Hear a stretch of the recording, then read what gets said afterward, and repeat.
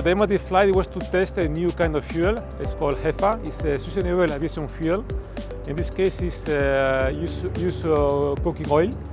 We have put on engine 2, the right one, and we have assessed the engine behavior with this fuel and compare how it behaves with the normal fuel, Jet A1.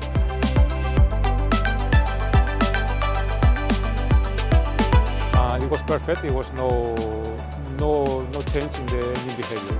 No, we are very happy. I think it was a step forward for the clean aircraft.